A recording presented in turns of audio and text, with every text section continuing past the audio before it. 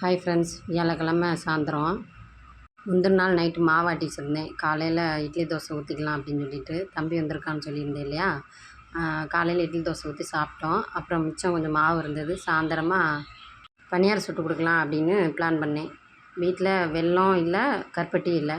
என்ன பண்ணலாம் அப்படின்னு யோசிச்சுட்டு இருக்கும்போது தம்பி சீனி போட்டு பண்ணுறதா இருந்தால் நல்லா விரும்பி சாப்பிடுவாப்புல. அதான் சரி, அப்போ வீட்டில் சீனி இருந்ததா அதை மட்டும் போட்டு ரெடி பண்ணி ஊற்றிட்டேன். எண்ணெயை ஊற்றி மாவு ஊற்றும்போது வரல.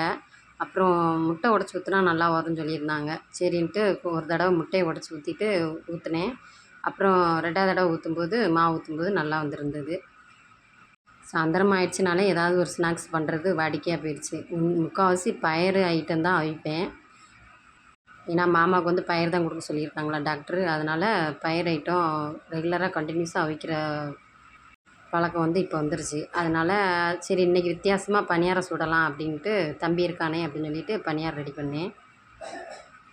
புளி பணியாரத்துக்குன்னு தனியாக மாவாட்டினா வெந்தயம்லாம் போட்டு ஆட்டியிருப்போம், நல்லாயிருக்கும். இது தோசை மாவுங்கிறதுனால கொஞ்சம் சப்பையாக தான் வந்திருந்தது. ஆனால் நல்லா இருந்தது டேஸ்ட்டாக.